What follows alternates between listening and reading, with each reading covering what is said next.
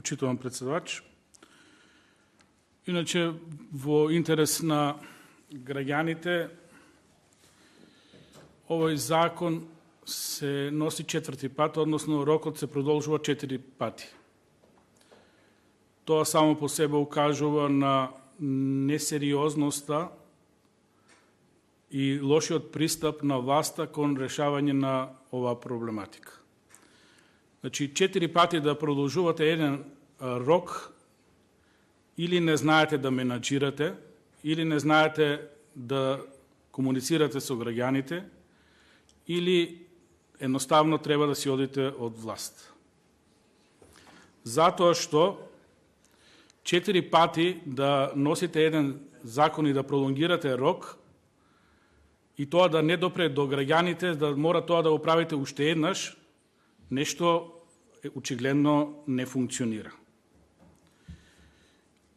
Како и за сите граѓани, така и за Радовишани ќе важи овој закон и тоа е нормално во оваа држава, затоа што согласно Устав сме сите рамноправни и не гледам причина зошто би се потенцирал специјално Радовиш. Од тој аспект ми е тотално непознато. Ние носиме закони за сите граѓани во државата. Што се однесува до земјоделците, повторно ќе кажам, тие што ќе го искористат правото, на некој начин ќе остварат одреден бенефиција. Меѓутоа, далеко сме од тоа да со вакви половни, стари, нерегистрирани, нерегулирани машини, приколки, трактори, го подигнеме нивото на земјоделие во државата.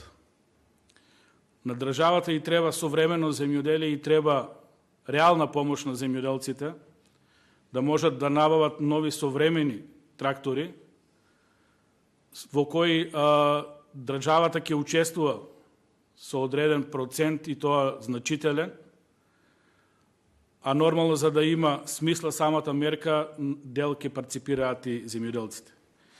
И ова треба да биде право и можност за секој земјоделец, доколку реално се грижиме за земјоделците во Македонија, а не да биде привилегија на партиски војници и на луѓе кои можат да стигнат до Министерството за земјоделство, шумарство, водостопанство и да пристапат кон овие линии кои ги имаме. Според мене ќе бидеше многу добро да било кој земјоделец кој е вистински земјоделец и сака да искористи таква мерка со најобично аплицирање, исполнување на минимум услови, може да го добие тоа.